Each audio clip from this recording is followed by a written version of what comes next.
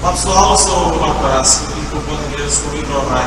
Eu sou viciado em hidrovac neste momento. Hidrovac comprou na minha vida mais ou menos há 2 meses e em 39 anos de idade que eu tenho foi a primeira atividade do desporto que eu descobri que de facto gosto de fazer e faço questão de fazer 2 a 3 vezes por semana.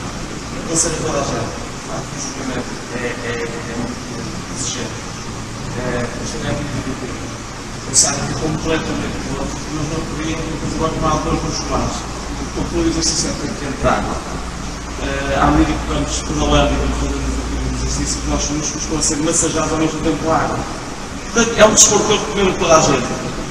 Novos, mais velhos, é um desporto que exige muito de nós e fisicamente os músculos estão em forma.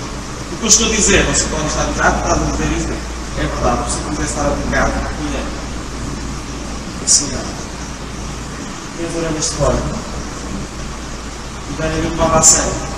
Portanto, o que eu estou a dizer é que hidrovac vale a pena. Podem ser um hidrovac como eu. Vão ver que a vossa saúde é melhor.